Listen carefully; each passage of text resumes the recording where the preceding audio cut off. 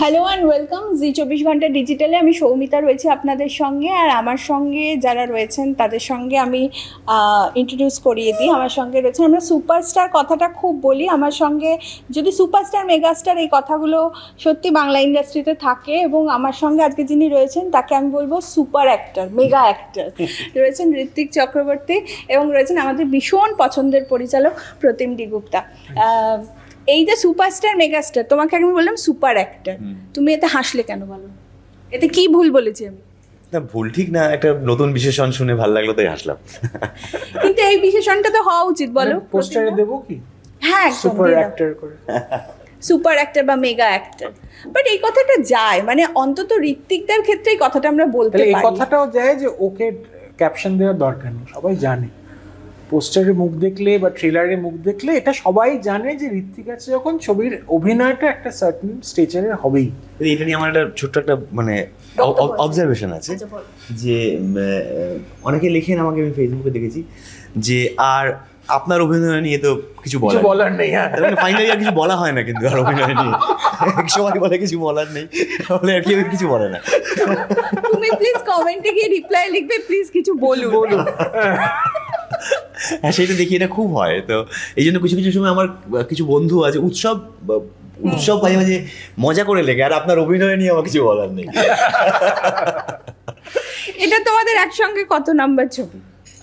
6 নম্বর ছবি। মানে তুমি কি স্ক্রিপ্ট লিখতে বসলে ঋত্বিকদার মুখটা ভেসে ওঠে, নাকি ঋত্বিকদা তোমায় বলে রাখে যে স্ক্রিপ্ট লিখলেই আমাকে নিবি? মানে কনসিয়াসলি না হলেও সেটা হয়ে যায়, লিখতে লিখতে গিয়ে এমন একটা হয়ে যায়, মানে অন্যরা পড়ে বলে এটা তো নিশ্চয়ই ঋত্বিককে ভেবে লিখেছিস। এটা হয়, এটা এটা এটা হয়ে যায়। সেটা মানে ওইটাই আমি সেদিন মানে বলছিলাম, মানে হয়তো শুনে মনে হবে মজা করে বলছি, কিন্তু এটা একটা সত্যি কথা। মানে ওর জীবনের 50টা ছবি হতে চলেছে, তার মধ্যে ওর জীবনে কৌশিকদার অনেক কটা ছবি আছে, সৃজিতের অনেক কটা ছবি আছে, মৈনাকের অনেক কটা ছবি আছে, প্রদীপ্তদার অনেক কটা ছবি আছে। আমার জীবনে শুধু ঋত্বিক। হ্যাঁ, তো আমার মানে তোমার ঋত্বিকময় জীবন, এবং আমি সেটা এক সেকেন্ডের জন্য কোনো রকম আমার রিগ্রেট নেই। এবং যে ছবিগুলোতে ঋত্বিককে নিতে পারিনি সেইগুলি আমি মাঝে মধ্যে ভাবি এটা ঋত্বিক করলেই ভালো হতো। তো আচ্ছা, যেগুলোতে তোমাকে নেয়নি তুমি কি ফোন করেছিলে যে কি হলো, আমি বাদ গেলাম কেন? না, আগে ওই ফোন করেছিল, আমি ফোন করেছিলাম যে কোনো কারণেই নানান কারণে হয়নি, ফলে ওগুলোতেও এটা করার সম্ভাবনা ছিল আর কি। আচ্ছা, মানে তোমার ডেট পাওয়া যায়নি, নলে ওগুলো হতো। মানে নানান কারণ, সবসময় ডেট পাওয়া যায় না, আরও নানান কারণে মিলে হয়। আচ্ছা, এর রান্নাবাটি কথাটা বলেই, তোমরা 6টা ছবি করেছো একসঙ্গে, কিন্তু রান্নাবাটি কথাটা বলেই যেই বলা হয়েছে যেরকম একটা সিনেমা আসছে, তো আমার মনে হচ্ছে মাছের ঝোলের কথা। একটা অসাধারণ ছবি, যখনই দেখি ভালো লাগে, মানে একটা ফিল গুড ফ্যাক্টর রয়েছে। এটার সঙ্গে কি তার কোনো কানেকশন রয়েছে? তুমি বলো। কানেকশন রয়েছে, আবার কানেকশন নেইও। গল্পটার কোনো কানেকশন নেই, কিন্তু একই ব্রহ্মাণ্ডের ছবি, একই ইউনিভার্সের ছবি। মানে কিভাবে বোঝাই, মানে রামায়ণ আর মহাভারত একই একটা, কোথাও গিয়ে আলাদা গল্প, দুটোই মহাকাব্য। ব্যাটম্যান আর সুপারম্যান, হ্যাঁ, আলাদা গল্প, কিন্তু কোথাও একটা দুজনেই সুপারহিরো ছবি। এইখানে দুটোই ঋত্বিক কেন্দ্রিক খাবারের ছবি। আচ্ছা, হ্যাঁ, একটা গল্প যেখানে ঋত্বিক ছেলে হয়েছে, মায়ের জন্য মাছের ঝোল বানাতে পারছে না, সে একটা বিশাল বড় শেফ, আবার এখানে রাঁধতে পারে না, এবং এখানে মেয়ের সাথে খাবারের থ্রু দিয়ে কানেকশন করার চেষ্টা করছে, কিন্তু সে রাঁধতেই জানে না, মেন টুলটাই তার হাতে নেই। তো এইটাই গল্পের মজা। কিন্তু কোথাও মাছের ঝোলের থেকে এই সিনেমাটা আরেকটু, মানে এটাকে প্রমোট করছি বলে বলছি না, মজাটা একটু বেশি। আচ্ছা, একটু টোনটা একটু সেলিব্রেশন, মানে একটু সেলিব্রেটরি টোন, মানে লোকেরা বেশি এনজয় করার চান্স আছে। ড্রামা আছে, ইমোশন আছে, কিন্তু মা থাকলে, মা মানে হসপিটালে যাই অবস্থা থাকলে যে একটা হেভিনেস আসে ছবিতে, সেই হেভিনেসটা তো এটা নেই। একটা লাইট ব্যাপার আছে, তো সেটা খাবারের সাথেও খুব সুন্দরভাবে ওই লাইটনেসটা যায়।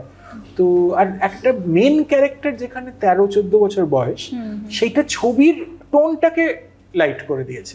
তো সেই দিক থেকে এটা একটু ব্রিজি, একটা ইউথফুলনেসটা একটু বেশি। এটা তো ডিরেক্টরের পার্সপেক্টিভ থেকে বললো, তোমার এই ক্যারেক্টারটা কি মনে, মানে অ্যাজ অ্যান অ্যাক্টর তুমি যখন এটা প্লে করলে, তোমার এটা কি ইন্টারেস্টিং ফ্যাক্টর লাগলো? এই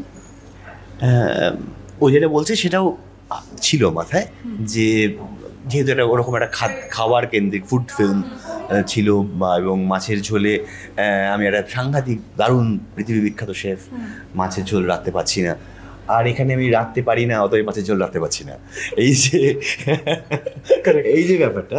হ্যাঁ, তো তার বাইরে এই চরিত্রটা আসলে আসলে একটা খুব একটা বিপর্যস্ত বাবারও গল্প, কারণ সিঙ্গেল ফাদারের গল্প, এবং সেই বিপর্যস্ত বাবা যেটা বলছে যে যেভাবে মানে মেয়ের সাথে সম্পর্কটা করতে চাইছে, একটা সেতু বানাতে চাইছে, সেটা খাবার। এবং খাবার এমন একটা জিনিস যে তুমি শিখলেই, বানানো হওয়ার পরেই সেটা দিয়ে সেতু নাও হতে পারে, চিরকালে সেতু ভেঙে যেতে পারে। খাবার এমন একটা জিনিস না, তো ফলে এত মানে এই যে কোন কি বলবো মানে সংশয় বা কোন মানে একটা দুরবস্থা থেকেও এত চ্যালেঞ্জিং একটা জিনিস নিচ্ছে, সেটা যদি তুমি ভাবো তাহলে সেটা কিন্তু খুব মানে একদম মাছের ঝোলের সাথে কোথাও তার মিল নেই। মানে যে মানে সে আজকে যদি আমি মানে ভায়োলিন বাজিয়ে মেয়েকে একটা হেলিকপ্টার চালিয়ে ঘোরাবো, অতটাই প্রায় অসম্ভব। কিন্তু একটা দারুণ রান্না করব এবং সেই রান্না তার আরও অনেক হারিয়ে যাওয়া অনুভূতিকে ফিরিয়ে আনতে পারবে বা আমার সাথে তার সম্পর্ক তৈরি হবে। এত বড় একটা কঠিন সিদ্ধান্ত আসলে যে সংকট থেকেও নিচ্ছে, সেই সংকটটাই আমার কাছে খুব গুরুত্বপূর্ণ ছিল অভিনয়ের সময়। সেইটাকে তুলে ধরা, সেইটাকে মানে কমিউনিকেট করতে পারাটা আমার কাছে চ্যালেঞ্জিং বেশি ছিল। আচ্ছা, তোমাদের এই যে বললে যে খাওয়ার মাধ্যমে সেতু তৈরি, এরম কখনো হয়েছে রিয়েল লাইফে? হ্যাঁ, খাবার দিয়ে তো আমাদের অজস্র সেতু তৈরি হয়। খাবার এর সঙ্গে যে একটা গভীরভাবে একটা ইমোশন জড়িয়ে থাকে, সেটা আর আলাদা করে আর বলার নেই। হয়তো আমাদের প্রত্যেকেরই কোনো নিজের মানুষ, মা, দিদিমা বা বাবা বা কারুর রান্নার স্বাদের বিশেষত্ব আমাদের সাথে জুড়ে থাকে। বিভিন্ন খাবারের স্বাদ বলো বা কোনো রান্না তো অনায়াসে টাইম ট্রাভেল করিয়ে দিতে পারে। মানে একদম এক লহমায় একটা চামচ মুখে তুললে 25-30 বছর এদিক ওদিক হতে পারে, মানে তুমি যাতায়াত করতে পারো। তো রান্নার সেই বিরাট ক্ষমতাও আছে। অতএব রান্না সবসময় বহু লোকের ক্ষেত্রে, আমাদের সবার ক্ষেত্রে আমার ধারণা একটা না একটা ইমোশনাল ব্রিজ তৈরি তো করে রাখেই, করে একদমই রাখে। আর আমি একটা জিনিস দেখেছি যে একজন মানুষ চলে যাওয়ার পর সেই রান্নার সেই রেসিপির এক টেস্ট হয় না, না কিছুতেই হয় না। তুমি এক রেসিপি সেম ফলো করলে তুমি এক টেস্ট পাবে না। এক টেস্ট করা খুবই মুশকিল, আলাদা আলাদা রাঁধুনির হাতে পড়ে একটু একটু করে বদলাবেই ব্যাপারটা। তোমার ক্ষেত্রে এরকম হয়েছে খাবারের একটা ইমোশনাল পার্ট? তুমি প্রচুর খাবার ছবি পোস্টও করো মাঝে মাঝে। খাবার ছবি পোস্ট করি কারণ আমার খুব ভালো লাগে ফুড, মানে সব রকমের ফটোগ্রাফির মধ্যে অনেকে শুধু গাছের ছবি তোলে, হ্যাঁ অনেকে এরকম অ্যাকাউন্ট আছে শুধু শহরের সিটি রোডস। হ্যাঁ, আমার খাবার ছবি তুলতে খুব ভালো লাগে। হ্যাঁ, মানে কোথাও একটা ওই কালার্সগুলো কোথাও মনে হয় খাবারের ঊর্ধ্বে চলে গেছে। মানে একটা টার্কিশ এগস বলে একটা হয়, দইয়ের ভেতরে কুসুমগুলো মানে সফট কুসুম, সেটা ফেটে গিয়ে এটা মানে মনে হয় যেটা এটাই একটা আর্ট। হ্যাঁ, ছবিটা সেখানে শুধু যে খাবারটা এটা আমি খেয়েছিলাম লোকেদের দেখাচ্ছি বা জানাচ্ছি, সেটা কিন্তু আমার মনে হয় না। মানে একটা সুশিটা একটা ইন্টারেস্টিং অ্যাঙ্গেলে তুললে মনে হয় একটা টানেল, মানে এইটা আমার খুব ইন্টারেস্টিং লাগে।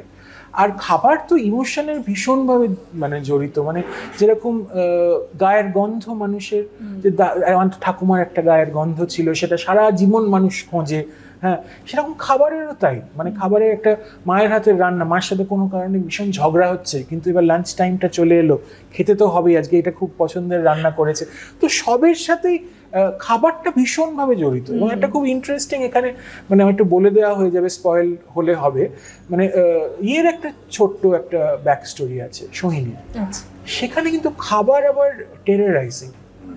হ্যাঁ, মানে খাবারটা হচ্ছে সবসময় ভালো মেমোরি তা নয়, কখনো কখনো একটা খাবারের সাথে কোনো বিটার মেমোরিও, তিক্ত স্মৃতিও একটা থেকে যায়। তো খাবার সব রকম ভাবে মানুষের একটা খুব ভীষণ স্ট্রং, 5টা সেন্সের মধ্যে ভীষণ স্ট্রং একটা সেন্স, টেস্ট।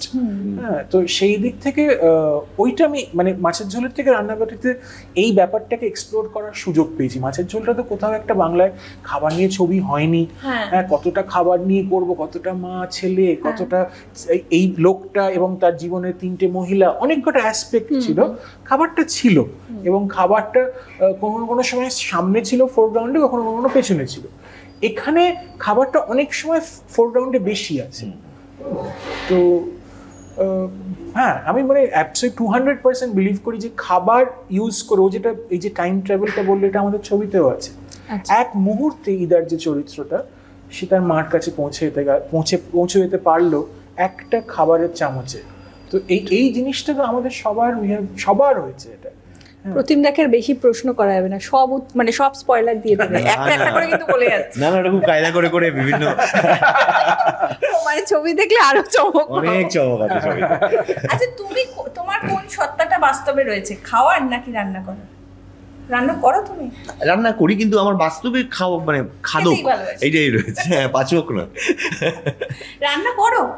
হ্যাঁ আমি রান্না করতে পারি, এখন আর রান্না করি না, কিন্তু রান্না আমি করতে পারি। রান্না করতে আমার খুব একটা ভালো লাগে না আসলে, কিন্তু আমি রান্না পারি করতে। আমার আবার কেউ গুছিয়ে দিলে রান্না করতে ভালো লাগে, এমনি তো সব কেটে কুটে সব রেডি করে রেখেছি তাই। হ্যাঁ তোমার কি, তুমি রান্না করতে ভালোবাসো? স্ট্রেস চলে যায় রান্না করলে।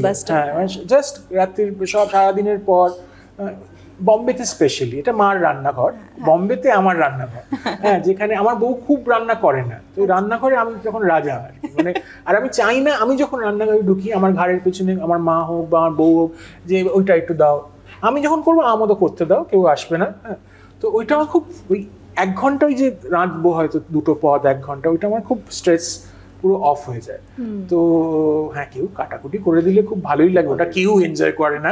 হ্যাঁ যে খুব কেটে পেঁয়াজি করা, মিক্সিতে আদা রসুন বাটা, হ্যাঁ কিন্তু এট দ্য সেম টাইম তুমি যখন ওই রেডিমেড পাউচের আদা রসুন বাটা ইউজ করো, পুরো গন্ধটাই মানে খাবারটা নষ্ট হয়ে গেল।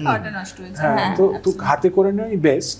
হ্যাঁ এবারে আবার সেই দিক থেকে যে স্বাধীন ভারত বলে আমাদের হোটেল আছে প্রেসিডেন্সির কাছে, তারা সব বেটে, কোনো গুঁড়ো আবার ইউজ করে না। মানে তুমি যদি এক্সট্রিমে যেতে চাও এর কোনো শেষ নেই, কিন্তু একটা পয়েন্টে তো কনভিনিয়েন্সকে একটু মাইক্রোওয়েভ ইউজ করতে হবে, যেগুলো ইজি করে দেয়, একটু এয়ার ফ্রায়ারে ঢুকিয়ে নিয়ে একটু করে নিলাম। হ্যাঁ সব মিলিয়ে মিশিয়ে আর কি। বাঙালির টেস্ট বাডগুলো বোধহয় একটু বেশি সক্রিয় না? আমি তো খুব সারপ্রাইজড হই যে বাঙালি খাবার কেন নিয়ে ছবি আরো করে না। সারাক্ষণ খাবার নিয়ে কথা বলছি কিন্তু সিনেমা বানাচ্ছি না। না আর আমি বানালি বলবো প্রতিম তুমি কেন তোমার সব ছবিতে খাবার, সেটা মানে আমি বানাচ্ছি সেটাও প্রবলেম। আর সে বানাবে আমাকে নিয়ে নেতা আবার আর খাবারের ছবি বানালেই তোমার এটা রোগা পাতলা লোকের কথা কেন মনে পড়ে? মোটার সঙ্গে তো সবসময় যে যারা সাংঘাতিক খায় যে তারা সবাই যে খুব ফুলে ফেপে রয়েছে তা কিন্তু নয়। অনেক ফুডিরা আমি দেখেছি তারা মানে পরিমিতি বোধটা আছে, এটা আমাদের অনেকেরই নেই। আমাদের কিছু ভালো লেগে গেলে 2 প্লেট খেয়ে নি, যেটা উচিত হয়তো 1/4 প্লেট খাওয়া। তো সেইটা একটা আছে। ওর যে মানে বলছো যে 5টা সেন্সের মধ্যে তুমি দেখো যে মানে 2টো সেন্স জড়িয়ে আছে আসলে, মানে নাকের ব্যাপারটা, জিভের ব্যাপারটা, এই দুটো রান্নার সাথে জড়িয়ে আছে। ফলে এর মানে জোরটা যে কতটা বুঝতেই পারছো, সবার থাকে না, মানে সব জিনিসের সঙ্গে 2টো ইন্দ্রিয় জুড়ে থাকতে পারে না। আচ্ছা তোমাদের খিদে পেলে মাথা গরম হয়ে যায়? হ্যাংরি বলে একটা কথা আছে মানে একটা খিদে পেলেই মাথা গরম হয় না, খিদে অনেকক্ষণ ধরে পেতে খাবার সময় পার হয়ে গেলে মাথা গরম হয়ে যায়। তোমার হয়? ডেফিনেটলি হয়, কিন্তু আমি ওই একটা কফি দিয়ে সেটাকে, আর আমি শুটিং এর সময় যদি আমি রেগে যাই তাহলে তোমাকে লাঞ্চ ঘোষণা করতে হবে। আমি সেটা ভেতরে খিদে পেলেও সেটাকে দমন করে। আচ্ছা তো যেই সিনেমার নাম রান্নাবাটি, তার সেটে কি লাঞ্চ ডিনারে কোনো বিশেষ রান্না হয়েছিল নাকি? হ্যাঁ আমাদের তো শুটিংয়ে যেহেতু অনেক রকমের মানে রান্না হয়েছে, মানে ছবির জন্য যেহেতু অনেক রকমের রান্না হয়েছে, সেই প্রত্যেকটা রান্নাই তো আমরা মানে খাবার পরে প্রায় ইউনিটের মানে যে কজন সামনে আছে সবাই অল্প অল্প টেস্ট করেছি। কিছু খাবার তো আমাদেরকে খেতেই হয়েছে এমনি অন শট। হ্যাঁ ফলে অন শট খাওয়াটা খুব ঝামেলার না? হ্যাঁ অনশট খাওয়াটা একেবারেই অন্যান্য অনশট জিনিসের মতনই, মানে আলাদা করে খাওয়ার যে আনন্দ সেটার মতন নয়। হ্যাঁ অনশট মরে যাওয়াও যেরকম, অনশট খাওয়াও প্রায় সেরকম। কিন্তু তাও ঘটনাচক্রে যেহেতু তুমি খেয়ে ফেলছো, টেস্টটা পাচ্ছ। আমি প্রথম দিকে বুঝতাম না, আমি বললাম যে আমার আগে বলে দেওয়া উচিত যে আজকে লাঞ্চের পরে একটা খাবারের সিন আছে। প্রথমে ভাবলাম যে লাঞ্চ ফাঞ্চ করে এলো, এইবার রুটি তরকারি নিয়ে বসলো। হ্যাঁ আর আমি 3rd টেকটা বলতে পারছি না, আর একটা টেক লাগবে। আমি তো জানি অলরেডি লাঞ্চ করে এসছে, আবার এই জঘন্য খাবারটা আবার খাচ্ছে। হ্যাঁ এখন আমি শিখে গেছি, আমি এখন আগে সকালে বলে ঠিক লাঞ্চের পর কিন্তু একটা খাবারের সিন আছে। তো সেইগুলো লার্নিং আর কি। আর আমাদের এখানে কিন্তু খাওয়ার সিন মানে একদম নিয়ম করে লাঞ্চের পরে, তার পিছনে এদের পিছনে প্রোডাকশন কারণ আছে, কারণ ওই যে খাবারটা যেটা আমরা লাঞ্চে খাই সেটাই তো ইউজ হয়। সকালবেলা ফট করে কোথা থেকে আসবে খাবার, পরে ওটা লাঞ্চের পরেই বেসিক্যালি হয়। এখন একটা সাংঘাতিক খাবার যেটা শুটিংয়ে খাওয়া হচ্ছে না, তাহলে হতে পারে আগে বা পরে সন্ধ্যের দিকে, কিন্তু নর্মাল খাবার যেটা শুটিংয়ে খাচ্ছি সেটাই যেহেতু আবার ডালটা ওখানেই বসে যাবে বাটিতে, কাঁচের বাটিতে। অভিনেতার কাছে তো পাপের শাস্তি। হ্যাঁ, খাবার অভিনয়ে তো ফাইনালি ওটা খাওয়া কম, অভিনয় বেশি, অভিনয় বেশি, ফলে ওটা ফাইনালি ওটা কাজেরই একটা পার্ট আর কি। ঠিক আছে, প্রত্যেকটা এখন বাংলা সিনেমা নিয়ে প্রচুর কথা হচ্ছে, এবং বাংলা সিনেমার পুজোর সময় যে সিনেমাগুলো রিলিজ করেছে এবং তার পরবর্তী সময় যেহেতু তোমার সিনেমাটা রিলিজ করছে, তাই বলছি পুজোর সময় বিভিন্ন রকম হিসাব বিভিন্ন হাউস থেকে দিলেও বোঝা যাচ্ছে যে সব মিলিয়ে পুজোর ছবি যে মাত্রা ছোঁয় সে মাত্রা ছোঁয়নি। এটা কি খুব চিন্তার, নাকি মানে দর্শক হলে আসছে না এটা চিন্তার, নাকি বাংলা সিনেমা সেভাবে দর্শকের কাছে পৌঁছাতে পারছে না, মানে গল্প দিতে পারছে না, বা অভিনয়ে খামতি থাকছে, বা প্রোডাকশনে খামতি থাকছে? তোমার কি মনে হয় অ্যাজ এন ডিরেক্টর? আমার হচ্ছে প্রায়োরিটিটা চেঞ্জ হয়ে গেছিল, যে দারুণ করে মার্কেটিং করে ছবিটা বার করে দেবো, এটা একটা কোথাও মাথায় অনেকের ঢুকেছে, যেটা এই পুজো একটা রিয়ালিটি চেক বলে জিনিস না, পুজো একটা শিখিয়ে দিল যে তুমি ছবিটা ভালো বানাও আগে। হ্যাঁ, এই যে 4টে ছবির মধ্যে আমার যা খবর আছে এবং অনেকে লিখে হচ্ছে, এবং সৃজিত ফেসবুকে লিখেছিল, রিটার্ন অন ইনভেস্টমেন্টে অনেকদার ছবিটা বেস্ট করেছে, যে যা খরচা হয়েছে তার জায়গায় সে বোধহয় সবচেয়ে কম নয়েজ করেছিল রিলিজের আগে। তো মানে কোথাও গিয়ে ছবিটাকেও কথা বলতে দিতে হবে। এই যে চারিধারে এত আওয়াজ, এত কেয়স, এত নয়েজ, পাবলিকের কি ভাল লাগে? আমার মনে হয় না, লাগে না। তো এই যে একটা এখন এই ইনস্টাগ্রাম ফেসবুকের যুগে প্রমোশন এভরিডে চেঞ্জ হচ্ছে, বোঝা যাচ্ছে না যে কোনটা লোকেদের অ্যাকচুয়ালি ভাল লাগছে। আমরাও মানে বুঝতে পারছি না কিভাবে আমাদের ছবিটাকে লোকেদের কাছে নিয়ে যাব, সবসময় উই আর থিঙ্কিং, স্ট্রাগলিং। হ্যাঁ, সেখানে একটা চোজেন ওয়ে ভাবা হয়েছিল যে প্রচন্ড কর্পোরেট বুকিং দেখিয়ে হল ভরে গেছে, কোটি কোটি টাকা ব্যবসা করছে, এই একটা রব তুলে যে হিট প্রমাণ করে দেবো, সাকসেস পার্টি, এই ওই, সেইটা কোথাও গিয়ে মনে হচ্ছে পুরোটা মুখের ওপর পড়েছে, পুরোটা ব্যাকফায়ার করেছে। তো সেটার একটা জিনিসই খারাপ সাইন হচ্ছে, 3টে ছবি নিশ্চয়ই প্রডিউসারদের অনেক ক্ষতি হয়েছে। পজিটিভ সাইনটা হলো কোথাও কন্টেন্টের ওপর হয়তো ইম্পর্টেন্সটা বাড়বে। রাইট। ঋতিকদা, এখন তোমার মানে তুমি এতগুলো চরিত্র অভিনয় করেছো, কি ধরনের চরিত্র এখন তোমার করতে ইচ্ছা করে? এটা নিয়ে আমি খুব একটা ভাবি না, বা যদি ভাবি তাহলে আমার মনে হয় যে যেগুলো এই জাস্ট বসে কতগুলো মানে আমার জাস্ট যেগুলো মনে হচ্ছে না, ব্যাপারটা এরকম যে কোনো না কোনো একটা মডেল থেকে আমাকে আসলে বলতে হবে যে এই চরিত্রটা হলে খুব ভালো হতো। হ্যাঁ, মানে কোনো একটা সিনেমা, কোনো একটা উপন্যাস, কোনো একটা সিরিজের বিশেষ একটা চরিত্র, এর বাইরে গিয়ে বরং যেগুলো জাস্ট আমি ভাবিনি, আমি ওই স্ক্রিপ্টে পাবো, সমস্যাগুলো আমার চেনা হয়তো কিন্তু কোনোদিন অভিনয় করিনি বা অতটা চেনা নয়, সেই ধরনের মধ্যে দিয়ে যতবার আমি যাব আমার মনে হয় যে আমার করতে ভালো লাগবে। কিন্তু প্রত্যেকবার অনেক চেনা কিছুর মধ্যে অনেক অচেনা কিছু লুকিয়ে থাকে, কিন্তু একদম অচেনা যেগুলো, সেগুলো যদি বলো যে কী করতে চাও, যে আমি একেবারেই জানি না। ধরো ওই যখন মাছের ঝোল করতে গেছিলাম, তখন ওই যে শেফদের যে জগৎ বলো, মানে সেটা শুধু ওই কাটিংটা, ওই যে পুরো জগৎটা সম্পর্কে আমার ধারণা খুব অস্পষ্ট ছিল। ঠিক আছে, তো ওই রকম একটা অস্পষ্ট জগতে আমি গিয়ে পড়তে চাই এবং ওরকম একটা চরিত্র করতে চাই। এইটা আমাকে মানে এরকম আমি খুঁজি, তবে সবসময় এরকম পাওয়া যায় না, আমি চাই এরকম করতে। বেশ কিছু অভিনেতাদের ক্ষেত্রে বলা হয় যে আমাদের বাংলা ইন্ডাস্ট্রিতে এত ভালো ভালো অভিনেতা আছেন, যেমন ঋতিকদা, তাদের কাছে কি সেরকম স্ক্রিপ্ট পৌঁছাচ্ছে না? এটা কি তোমার মনে হয় যে সে ধরনের স্ক্রিপ্ট লেখা হচ্ছে না যাদের কাছে ঋত্বিক চক্রবর্তীর মতন একজন অভিনেতা আছে? লেখার ওপর তো সময় কম দেওয়া হয় ইন্ডাস্ট্রিতে, এই বিষয়ে কোনো ইয়ে নেই, কেননা শুটিং আর লেখা আইডিয়া সিলেকশনের মধ্যে খুব কম টাইম দেওয়া হয়। মানে জানুয়ারি মাসে বলা হচ্ছে মার্চে ফ্লোরে যাব, তোমার লেখাটা তুমি যতই ঘষা মাজা করো আরো অনেক বেটার হয়তো হতে পারতো।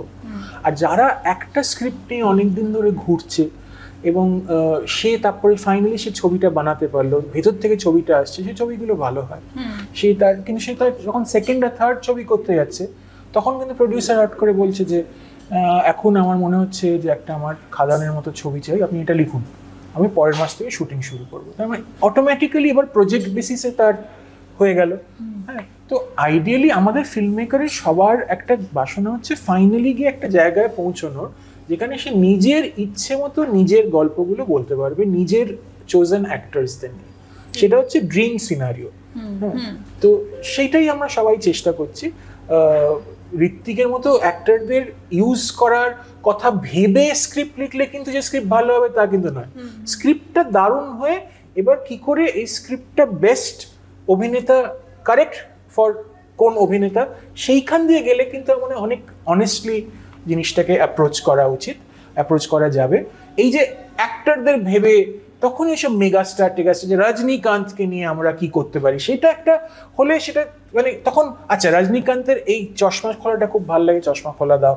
এবার কিন্তু আর মানে অভিনয় থেকে আস্তে আস্তে তুমি সরে যাচ্ছ, হয়তো স্ক্রিপ্টে ওটা দরকার নেই।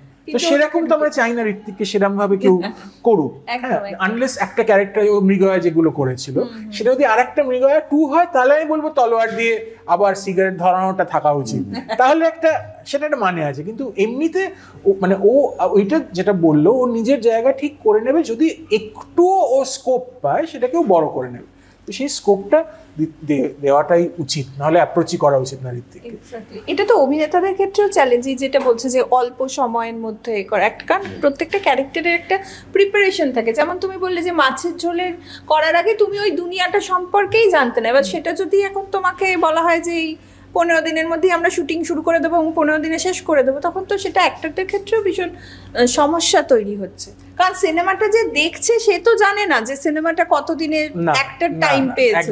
না না না, সেটা একদমই সে জানে না। আর এই যে যেটাও বলছি যে সব জায়গাতেই তো সময়টা কমে গেছে, ফলে একটারও সময় কম পাচ্ছে, সেটা গোটাটার পার্ট হিসাবে কম পাচ্ছে। মানে জাস্ট ওর জন্য কম সময় নেই, সবার জন্যই কম কম কম কম সময় আছে। ফলে এই অসুবিধাটা তো সবাই সবার মতন করেই ঝেলছে। বরং আমি বলবো যে তাও অভিনেতারা আর একটু বেশি সময় পাচ্ছে, মানে একটা সিনেমাতে আরও যা যা ডিপার্টমেন্ট আছে তাদের যা যা সময় পাওয়া উচিত ছিল তা কিছুই প্রায় পাচ্ছে না। মোটামুটি আমরা অনেক বছর ধরেই এই ধরনের আমাদের মানে অভিনেতার কাছে ছবিটা তো ফাইনালি অনেক পরে আসে, মানে খুব বড় স্টার না হলে একদম ছবির শুরু থেকে তো সে নেই। তো ফলে অনেক পরে আসে, তা মানে তাতে সে খানিকটা সময় পায়। তবে হ্যাঁ, যে এক একজন অভিনেতার এক এক রকম প্রসেস থাকে চরিত্রের কাছে পৌঁছানোর বা এ করার, সেক্ষেত্রে অনেক অভিনেতার হতেই পারে যে এটা ভীষণ কম সময়। আমার এটা খুব একটা কম সময় বলে মনে হয় না, অন্তত আমি যে প্রসেসে ফাইনালি পৌঁছাই। আর কেননা আমি এটাতেই প্র্যাকটিসও, মানে আমি এতদিন ধরে প্র্যাকটিস করি, যদি এটা না পারি তাহলে একটা অন্য কিছু ট্রাই করলে ভালো হয়। মানে এতদিন ধরে এটা প্র্যাকটিস করছি, এইটা আমি প্রায় শুরুর দিন থেকে এই সময়টাতেই মোটামুটি করি। এখন তো তাড়াতাড়ি শুটিংটা হয়ে যায়, কিন্তু যবে থেকে ফ্লোরে স্ক্রিপ্ট পেয়েছিলাম আর ফ্লোরে এলামের মাঝখানের সময়টা কিন্তু খুব একটা বদলে যায়নি, ওই সময়টাই একই আছে অলমোস্ট। তো এইটুকু তো করে ফেলতে হবে। হ্যাঁ, এখন শুটিংটাই হয়তো একটু বেশি শুটিং করতে হয়, তখন হয়তো 3টে সিন করলে হয়ে যেত, এখন হয়তো 5টা বা 6টা সেদিনকে করছি, এইটা একটা আলাদা প্রেশার। কিন্তু রেডি হওয়ার টাইমটা কিন্তু অলমোস্ট একই আছে।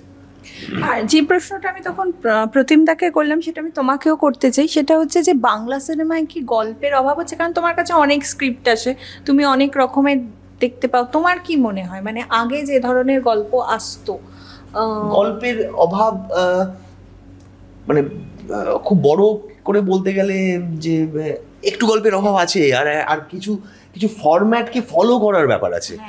সেইটাতে আমার মনে হয় আমি যেহেতু অনেক স্ক্রিপ্ট পড়ি, অনেক সব ছবি তো করা হয় না, কিন্তু একটা কোনো একটা পার্টিকুলার ফরম্যাট, একটু থ্রিলার করবো বলি, একটা থ্রিলার, বুঝলো তো?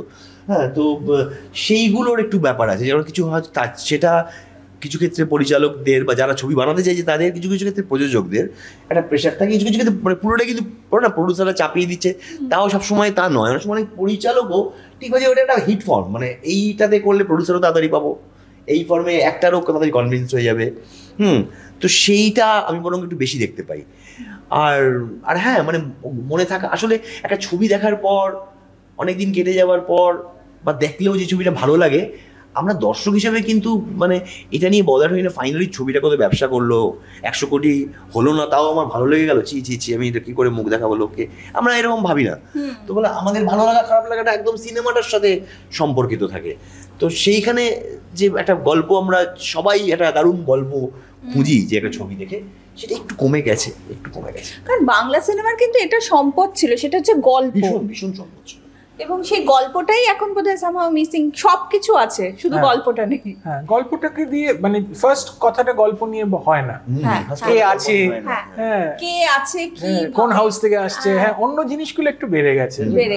মানে এগুলো একটা ফেজ, মানে এখন যে মালায়ালি সিনেমা এত দারুণ হচ্ছে, তার আগে তো আরো ডাউন গেছে, মানে এটা একটা সাইকেল, ডেফিনেটলি বেটার সময় আসবে। আর আমার একটা জিনিস পার্সোনালি মনে হয় যে আমরা একটু বেশি সাউথকে নকল করতে যাচ্ছি, মানে বম্বেও করছে, ওই গ্র্যান্ডার দেখাতে গিয়ে, বম্বেও করছে, ওই গ্র্যান্ডার দেখাতে গিয়ে সাউথকে নকল করা হচ্ছে, কিন্তু ওই বাঙালিয়ানাটা বা বম্বে বলিউডের যে ওটা ওদের খুব ন্যাচারালি আসে, যেটা ওরা কিন্তু ওটা অত বড় হয়েও কিন্তু কোথাও একটা রুটেড বিষয়টা, বিষয়টা আমরা সেটা সাবজেক্ট গুলো ফেক লাগছে, সেইটা একটা লাগছে, ওদের সাবজেক্ট গুলো ভীষণ রুটেড, একদমই তাই, একদমই তাই। এটা মনে হয় একটা বড় ফ্যাক্টর, এটা খুবই বড় ফ্যাক্টর।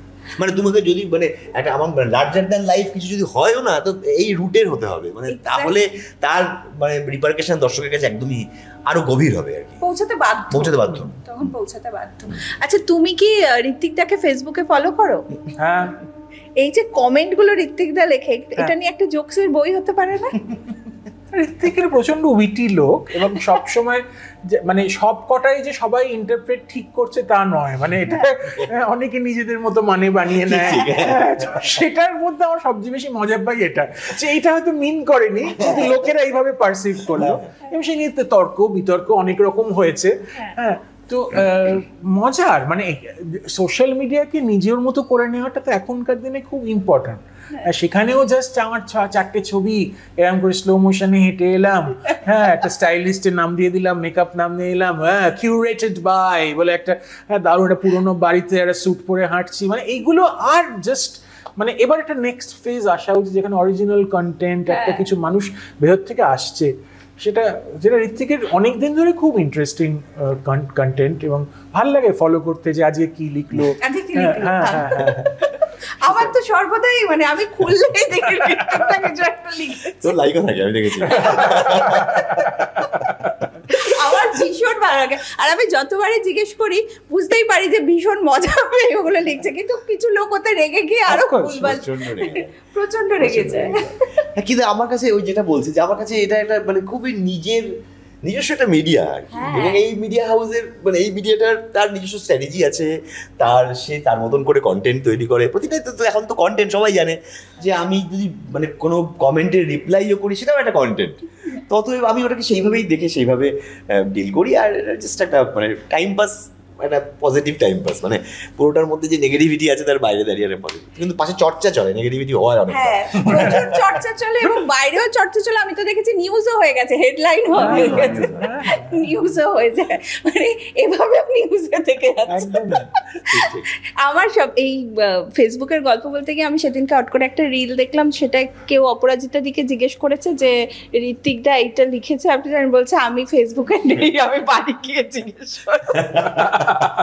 এটা আমার সেরা লেগেছে। Thank you so much. Thank you.